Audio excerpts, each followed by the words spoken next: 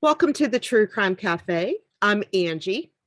I'm Becky, and you won't believe the case I have for you today. What do you have for us today, Becky? So today I have for you a case that I had not originally planned to talk about today. But after we talked about the situation with the lack of coverage for Indigenous women when we were talking about Samantha Fiddler in the last case that I hosted, I knew that I had to rocket Sonya Ivanoff's story to the top of my list because this is a thing I cannot let go of. Like, I knew it was a problem after I watched the series Alaska Daily, which used actual cases. I realized it was a bigger problem than what I had read about before. And the first time I heard about Sonya was on an episode of Dateline, which, you know, I'm addicted to Dateline because of Keith Morrison, the silver box of true crime. And this story takes place in Nome, Alaska. Now, Alaska does not have, they have state troopers, but they don't really have like town cops like where I live now in South Carolina. And even in West Virginia, every little town had its own police force. But in Alaska, it's not like that. They have a, what is it called? Village Safety Patrol Officer. So Sonya's village was no different. It had a village public safety officer, and that was about it. Sonya Ivanoff was the fourth of six kids. She was described as goofy and fun. She played basketball, and she was well known with a good reputation in her town and the surrounding communities, which, as you and I know about Alaska, they're close, but not really close because it's Alaska and it's huge and it's very rural. Yes. And Sonya had spent her whole life in Alaska. She was from the tiny town of Unalakleet. Okay. She decided that when she graduated, she wanted to go to college in Hawaii, which if I grew up in Alaska and spent my whole life there, I would want to go somewhere warm. That's a big difference. It really is. But she couldn't afford to go all at once. And in her tiny town where everybody knew everybody, it meant everyone knew everybody else's business. Of course. So she moved to Nome to work and save money for college. And her friend Timory moved to Nome a little bit later. I think it was about a year later.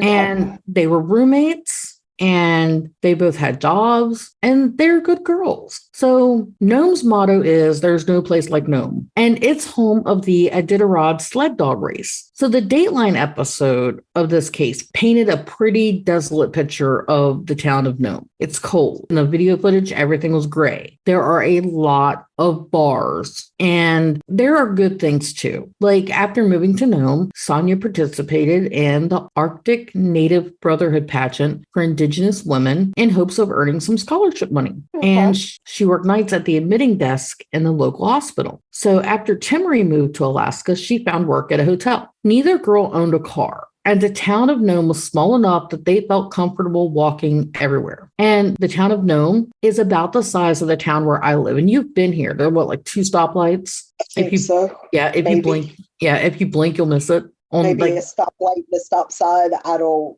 Yeah, it's pretty small. When we first moved here, we used to call it the Mayberry of South Carolina. On the night of August 10th, 2003, Sonya and Timory went out to have a fun time with their friends. And for them, a fun time with their friends was like playing board games. There was alcohol, but nobody was like really getting trashed. It wasn't like a party that you'd have down here in South Carolina on the beach. That night, Sonya only had one beer. Sometime around 1 a.m., she told Timory she was not feeling well and she was going to walk home. And the last time Timory saw Sonya, Sonya was walking in the direction of where they lived. So I was curious and I looked up what the weather would have been that night because I know what August nights are like here in South Carolina. They can be pretty humid and muggy. Hot and sticky. Yeah, hot and sticky. But the daytime temperatures were in the 70s that day, and it was only around 60 degrees at that time of night. The rain was a light rain, so it wasn't like torrential downpours or anything. It was the kind of rain that you might want to walk in. And being 19 years old, Sonya liked walking in the rain. And yeah, I get it. When I was 19, I liked walking in the rain. When you live in a climate as cold as Alaska, that far north,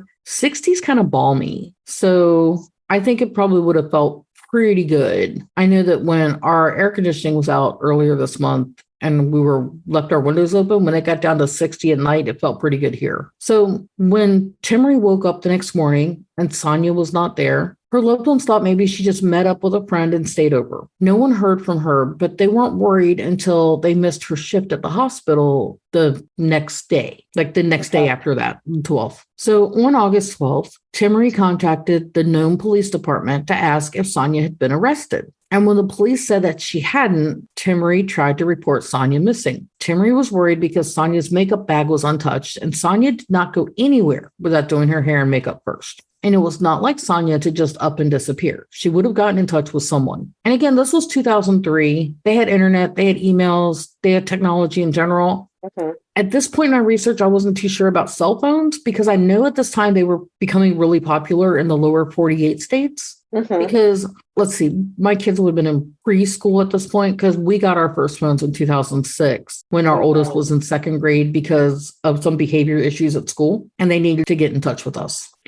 So that's how I remember when we got our first phones. I was the last person in my family to get a phone. So nothing at this point in my research says anything about them pinging cell towers, tracing calls, any of that we talk about in more recent cases of true crime. But the police didn't really take Timory seriously. Big shocker, right? Police force not taking a report about a missing Indigenous woman seriously. But I will be more on that soapbox later. By now, Sonya's sister Christine and her brother-in-law Tom had started reaching out to people who knew Sonya. They went to the police station to ask where they could find the camp of a man named Kunuk, who was a friend of Sonya's. And Tom to the police seemed very disinterested. Again, not a big shocker. Not a big shocker. Kunuk was a friend of Sonya's, so the police didn't really take it seriously until Sonya's boss called to report that she was missing.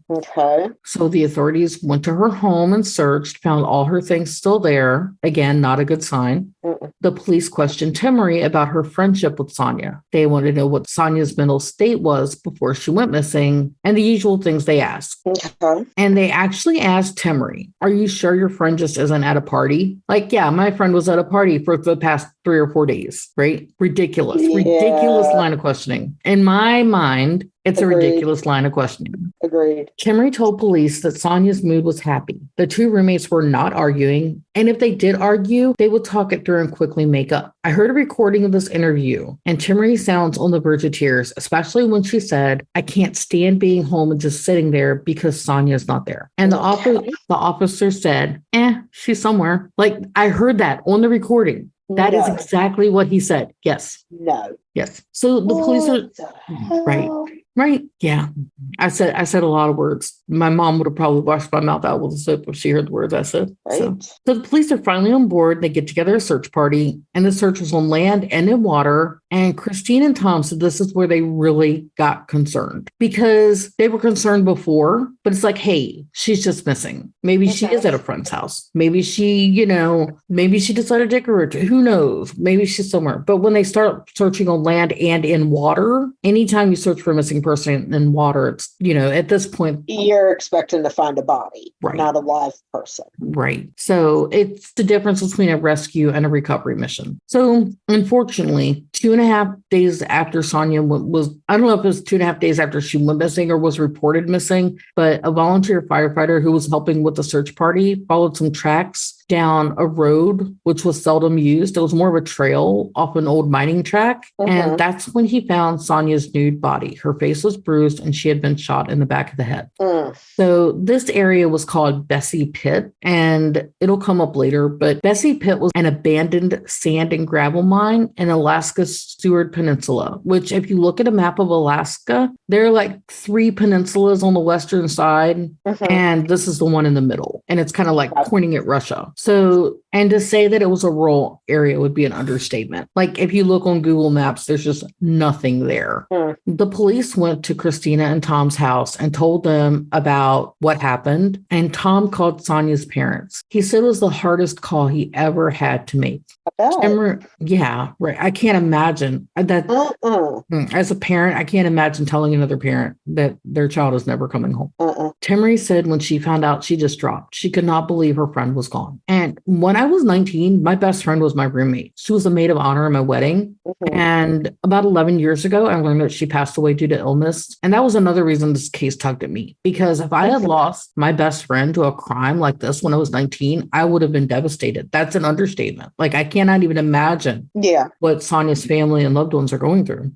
Not at all. So for the police, this missing person case is now a murder case. And the police department covered the crime scene with a tarp until officials from Anchorage could travel to Nome to help with the case. When the investigators got there from the Alaska Bureau of Investigation, they had caught the first flight out, and the criminologist immediately found clues, including mismatched tire tracks and blue paint scrapings on a tree branch. Around this time, a tip had come into the police department from someone who said she saw Sonya get into a vehicle, but nobody had followed up on the tip. So suspect number one was the person that Sonya's family was looking for, Kunuk. When Sonya had missed work, her sister Christina and Christina's husband Tom also began to worry because they knew that Kunuk, whose real name is Daniel Angusuk, I think it's pronounced, and if not, then I apologize, but they knew he had a crush on Sonya. She did not feel the same way. Kunuk was described as a hothead by people who knew him, and the police confirmed that he had a history of domestic abuse. Also, he drove a blue truck with mismatched tires. They're thinking it's a slam dunk. There was no DNA on Sonya besides her own. Rape kit was negative, but all the circumstantial evidence pointed at Kunuk, especially when you hear that his truck had a lot of blood on it. There were 3 rifles behind the driver's seat, one of which had blood on the butt of it. And there was a significant amount of blood on his shoes, and there were drops of blood on the floorboard of the truck. So his story was that he was hunting 70 miles away on the night that Sonya was killed. He said the blood was because he killed a porcupine and a rabbit. But if he killed these animals so aggressively with a vehicle, wouldn't that make him more of a suspect? Like, to me, it was like, oh, well, he's violent. Like, and as I was researching this, the more I read about him, like red flag, red flag. So he said he killed a rabbit with the truck and it didn't die right away. So he killed it with the gun and he shot the porcupine while hunting. And I'm like, how freaking big was this rabbit that it put all this blood? Like, was it a jackalope? Were they, So he said that the defensive wounds that police found on his body were caused during an argument with his baby mama. So they start testing all the evidence. All the blood on his vehicle was animal blood. The tires on his truck did not match those at the crime scene. So with no circumstantial evidence against him, no actual evidence against him, the police had to cut him loose. So Christina said that they were not going to have an open casket funeral due to the bruising on Sonya's face, but she knew her sister liked to look good. So Christina did Sonya's makeup to cover the wound so Sonya could have an open casket and so she could look good one last time. And Sonya's brother-in-law went to the police station and said he put a picture of Sonya on the wall to remind police that her killer was still out there. Officer Matt Owens found this upsetting and made him take it down. Why? I'm not sure, but we're going to find out. Okay. So a week after Sonya went missing, the only 2 officers who remained on her case out of the 8 who originally worked on it in Nome were Brian Wayavana and Byron Redburn. They were both from Nome, and I'm not sure if these were the only 2 guys working on it because they were not working the night she went missing or what. But to me, it makes sense to have 2 police officers who are from Nome to work the case because from what I've seen, like these small villages and stuff like that, they are like the people who live there aren't trusting of outsiders. So I could see why, if Nome is like that. Oh, absolutely. No. But there were 8 officers in Nome who were working the case. And there were other officers who worked in Nome, like the guy Matt Owens. He worked in Nome, but these 2 guys were the only ones still working the case. In a Google Arts and Culture article, Brian Wayavana, who left after 15 years of police work to work for Alaska Airlines, described working in Nome as 39 and a half hours of boredom and half an hour of, oh shit. And he said this was definitely one of those moments. And he was a friend of Christina and Tom. He was also an Indigenous person. And he decided that he was going to start from scratch and go through the case piece by piece to look for evidence. And it helped that at this time he was working the night shift and he had a lot of time on his hands after the bars closed down at 3 a.m. till the end of his shift. So those were the hours that he would dedicate to investigating. And he found a note with a tip from the woman who said she had seen something the night Sonya went missing, but nobody ever interviewed her. He had no idea when the note was written or who put it there, but he knew he had to talk to this person. An Alaska newspaper reported that Florence Habros and her sister Denite, I think it's pronounced, were standing on the porch of their mother's house on Sapala Drive when they saw a young woman walk towards them on the sidewalk. It was dark. It was around 1:30 in the morning and it was drizzling. And Florence said to her sister, "That's Sonya Ivanoff." Now, her sister was a sophomore and an athlete at Nome High School, and she knew who Sonya was because they had seen her play basketball. And Sonya also stood out because she was 5'11". She was really tall. Mm-hmm. As Sonya walked by, within about 20 feet of the women, she greeted them and kept walking down the street towards her house. They said that Sonya was less than a block away when a marked police vehicle pulled in front of her on West D Street. The passenger's side window lowered, Sonya leaned in the vehicle. A few minutes later, Sonya climbed in the vehicle, shut the door, and the patrol car drove away in the opposite direction of where Sonya and Timory lived. And it was the direction of where they would later find Sonya's body. Florence said when she heard about Sonya's disappearance, she wanted to call the police, but she was nervous. So she went to work and she had someone else dial the number for the police because she couldn't even dial the number. Mm-hmm. And being in a small town, if the police have a strong presence, I don't know. I might be nervous too. She waited for someone to get back with her, but as weeks went by, no one did until Brian Wayabana found the tip and contacted her, which was in September 2003 when he rotated back to day shift. So this is several weeks later. The Alaska Daily reported that a different trooper said that the police originally wrote Florence's last name down wrong, and that was the reason for the delay. And that when no one contacted her, Florence's husband encouraged her to have a friend make a video of her statement about what she saw that night. So she sent that into the police around the same time that the note was found. And the state trooper said that this made Florence a very credible witness. Florence said if it came down to testifying in court, she was scared, but that her husband and family have supported her. She said she could not forget how peaceful Sonya looked on the night she passed by the porch, and she would testify because she wants Sonya to be free. So the car that Sonya got into was a patrol car for the Nome police. And anyone who watched the show Alaska Daily, which sadly was canceled after one season, all the episodes are on Hulu though, you will know that the police situation in Alaska is just seriously jacked up. Because as we've already said, a lot of the little villages, they only have like a representative, and just the small towns like Nome have just a couple police officers on shift at any given time. My small town in South Carolina has more than 2 police officers on shift at any given time now. I don't know what it was like in 2003, but we're a smaller town than Nome. So Brian Wayavana went to his commanding officer and said, "Hey, we need to hand this over to the Alaska Bureau of Investigation." And they returned to take over the case. Christina and Tom at this point, Sonya's sister and brother-in-law, only knew that the ABI was back and that their top priority was to find out who was driving that patrol car. The Nome Police Department had a limited number of patrol cars. I think it was only 2 or 3. So nobody had a take-home vehicle. The vehicles were always in use. It's not like police today where, you get your handcuffs, your gun, your badge, your car, and you're set. 2 officers on duty the night Sonya went missing were Stan Piscoya and Matthew Owens, who each had a different police vehicle. Stan Piscoya was the one who Timory said didn't take her seriously when she reported Sonya missing. And Matt Owens was the one who made Tom take Sonya's picture down. So the ABI asked these 2 officers to fly to Anchorage for interviews and lie detector tests. And Stan was like, "Okay, I'll do it." But before Matt could get there, one of the police cruisers turned up missing on a night when Matt Owens was on duty.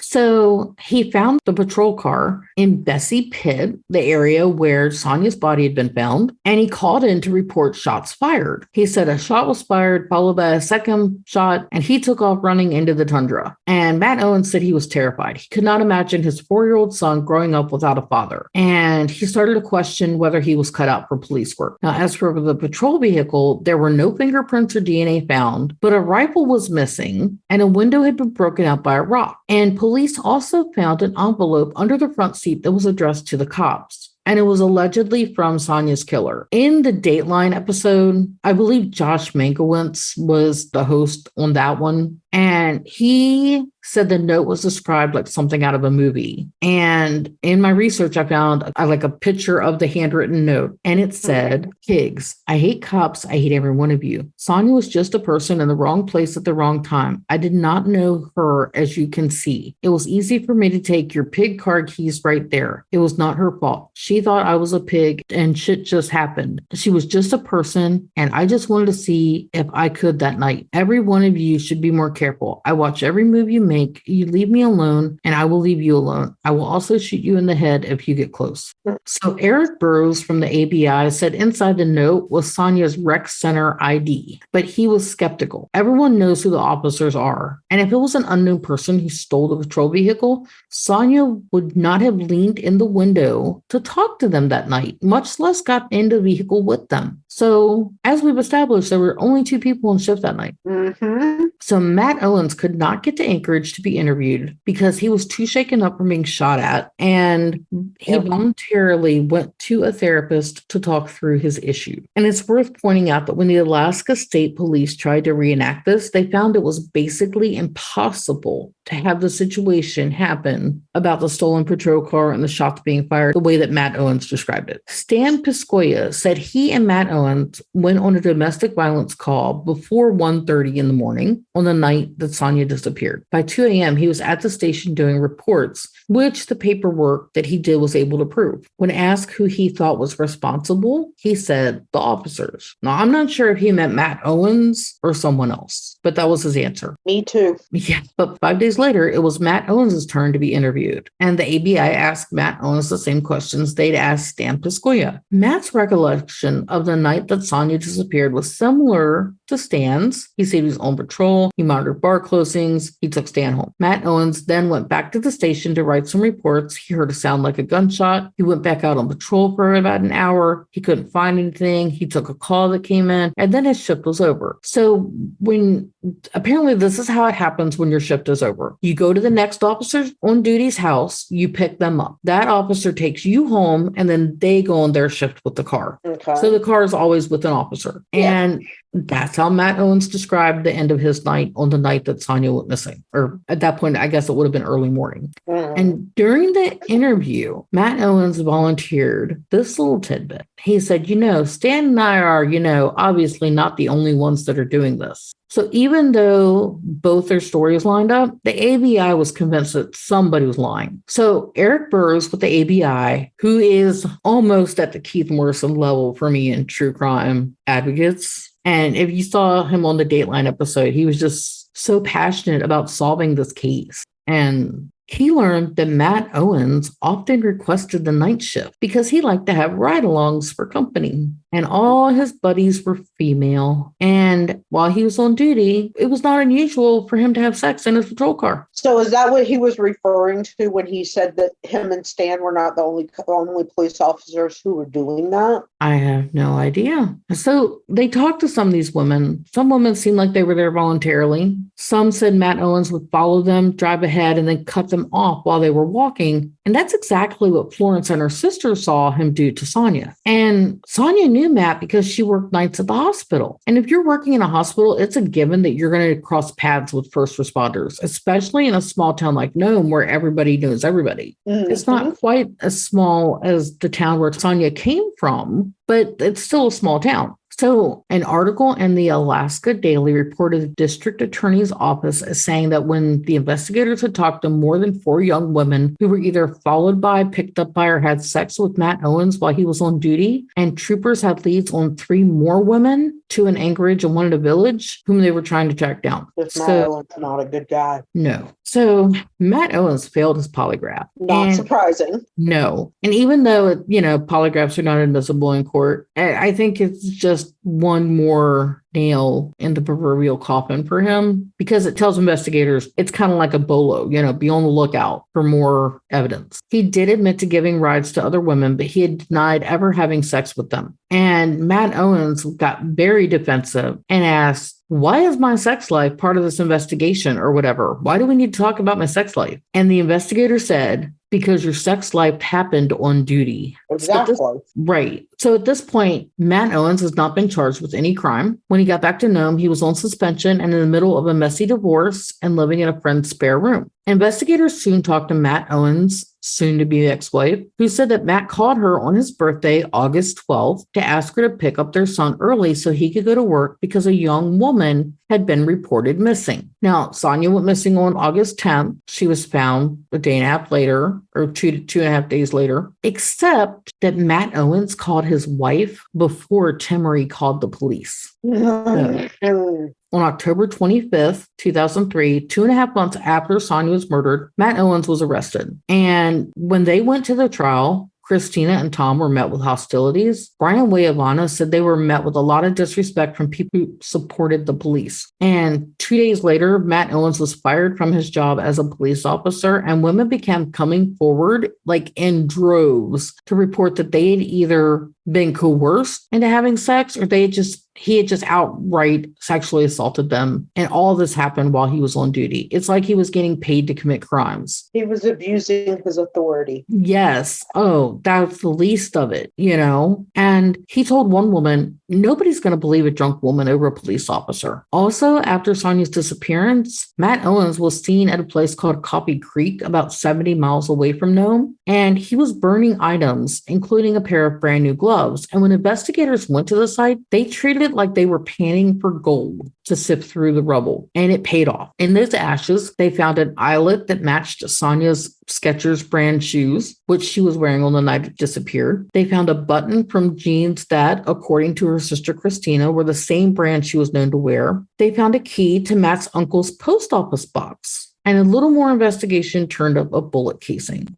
So Byron Redburn, who had worked with Brian Ivanoff, suggested that investigators look in the Nome Police Department's evidence area for a gun that would match the bullet casing. And when investigators checked this out, they were surprised to see that anybody could borrow evidence at any time. The police department was so small that how would anyone know? Because there were only 2 people on shift at a time, especially night shift, which Matt Owens often requested. So Matt Owens' service weapon did not match the bullet casing, and there were no forensics to lead him to the murder weapon. After 2 months in jail, Matt Owens made bail, got supervised release, and got a high-powered attorney. Now, in a different case, the suspect's family member had said the only people in jail are people who can't afford a good attorney. And while we were watching that, that whole phrase just haunted me because it's like, man, I hope this doesn't happen here. On January 18th, 2005, the trial began, and it was 17 months after Sonya's murder, which is pretty quick. Some trials take years, even decades to just begin. I was reading about a trial that the murder had happened like 27 years ago, and they finally got enough evidence through DNA to prosecute the offender. And some of this victim's family members they're no longer even alive now to see this trial come to justice. But so 17 months is pretty quick. Oh, yeah. But to the victim's family, and I'm speaking from experience here, it can still feel like forever just to get that court date. The prosecution interviewed 70 witnesses, and they put together a very strong case, even though it was all put together with circumstantial evidence. 3 witnesses saw Sonya on foot between where she left Timory and to the point where Florence saw her get in the patrol car. Matt Owens' uncle said he never gave a mailbox key to his nephew. Matt Owens took the stand in his own defense and said his ex-wife had her dates wrong, and the call took place a week later than it actually had, because she's not going to remember her ex-husband's birthday. Right. Matt Owens had looked up Sonya on the internet and had run her name, but said it was a matter of curiosity, and he wanted to make sure she was of legal drinking age. The judge ruled all the sex allegations as inadmissible. What? Yeah. And Matt Owens' lawyer said that because Byron Redburn suggested where investigators should look for the murder weapon, then he should have been a witness. They went so far as to suggest that Byron Redburn was framing Matt Owens for the murder because Matt Owens was sleeping with Byron Redburn's daughter. And the defense brought up Kunuk as an alternate suspect, even though they proved that he had nothing to do with not that he had nothing to do with it, but the paint markings, the tires, the blood, and stuff, none of that had anything to do with Sonya's being missing or murdered. Unfortunately, the jury jury was deadlocked and the judge declared a mistrial. Part of the reason for this was because the trial was held in Nome, where a lot of the jurors knew Matt Owens and went to church with him. So Sonya's family is heartbroken, and her mother said that to go through the first trial was hard, and to go through the second was just as hard. She said it's not something you want anyone to go through, and she's right. It is a very hard thing to go through because there's evidence they show, especially the forensic evidence, that stays with you. And just because evidence is shown to a jury doesn't mean the family members should ever have to see it.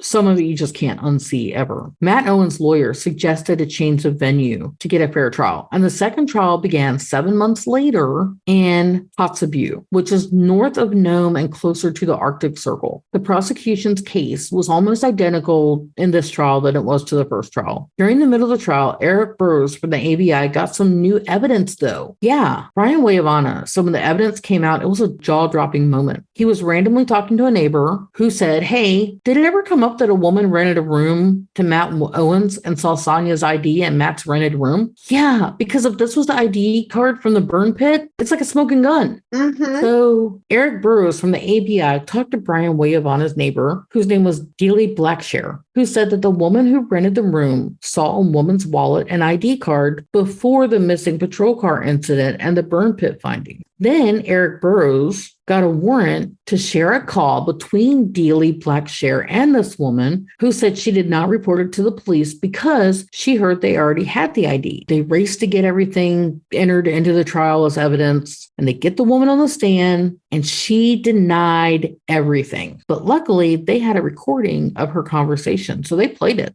And this time, when the jury came back, it was with a guilty verdict. Yes. Yeah. I was waiting. I was like, I wanted to tell you, but I wanted to let it be a surprise. I wanted to surprise you with it. So Sonya was outspoken. And the theory is that when Matt Owens, who had his eye on her for a while, had seen an opportunity to approach her for sex, she may have threatened to report him for abuse of power. And if he had a weapon and threatened her, maybe he forced her to get in the car with him. Now, I'm not sure if I mentioned this, but there was no evidence that Sonya was sexually assaulted. It wasn't just a rape kit came back clean. There was no evidence at all. Investigators suspect that while he was out on patrol, he saw Sonya, he propositioned her, and when she refused, he realized she wasn't drunk and would have more credibility if she reported him. And after a confrontation, he killed her. Eric Burroughs feels that Matt Owens probably would have killed again, and he thinks that Sonya's death probably stopped a potential serial killer situation. At the very least, a serial rapist. Right. Timmery feels guilty for not walking Sonya home, and in the time since this happened, she said that she distrusts the police so much that she had to leave college because seeing anyone in a uniform triggers anxiety for her. And this part broke my heart. Her dad said, "She had a big heart, and I sure do miss her." Oh. Her mother said, "I never thought I would lose a daughter to a policeman. They're supposed to protect. It kind of messed up my trusting police officers." I can imagine. Right? In the time since this case, the distrust that people of Nome have for police has multiplied. Also, in 2007, the Sonya Ivanoff bill was signed into law, and the law mandates that a maximum sentence for first-degree murder to any officer who murders someone while on duty. So if an officer murders someone while on duty, they automatically get the maximum sentence. One of the things that really bothers me was that the white police force didn't immediately take the missing person report more seriously than they did. This was in 2003, 20 years ago. And it's taken this long for people to scratch the tip of the iceberg that is this massive issue of missing and murdered Indigenous women to have a voice. And to be honest, I'm kind of embarrassed that I lived in this little bubble and it took me so long to find out about it. So, if not for this podcast, I still might not know about it. So listeners, if you really want to help Indigenous women who are still missing or are the victims of cold cases, you can help by being a voice. Share this episode and ones like it from other true crime podcasts with your friends or just on social media. Use the hashtag MMIW. And you can also check out the website called Native Hope. And you can join uncovered.com, a website that crowdsources information about cold cases. And the people who manage the site are awesome. Angie and I have attended their events, their Zoom events. They have true crime trivia, and They're very patient in answering all your questions when you get started. They have tutorials on how you can help provide info. And I just can't say enough good things about them. I just love the people at uncovered.com. Yes, they're truly passionate about finding answers for these cases. Yes. Thank you for hanging in here with us, and thank you in advance for using your voice to help bring awareness to crimes against Indigenous women. And that's all I have for today. Like, I hear cases like this. And first and foremost, I think one of the reasons why these cases shock me so much is because you don't hear a lot about the Indigenous women. Right. You just don't. So when you start hearing about them and you're thinking, oh, it's just this little bubble, and you go down the quote unquote rabbit hole and you realize that it is this humongous widespread issue. Another reason why cases like this piss me off is because you have somebody who is in a position of authority, who is supposed to protect others, who is supposed to be the quote unquote good guy. And they abuse that power. They abuse that trust that people put in them. And let's be clear, my opinion is there are far, far, far more good police officers than there are bad police officers. Sadly, though, when we talk about true crime cases, especially in certain areas like Alaska, you see that it's a good old boys system. There's not a lot of representation of the natives of that area. Right. Let's be honest. If Sonya had been a white woman who all of a sudden went missing in Alaska, the police would have been all over it. It would have been all over the news. I mean, let's be completely honest.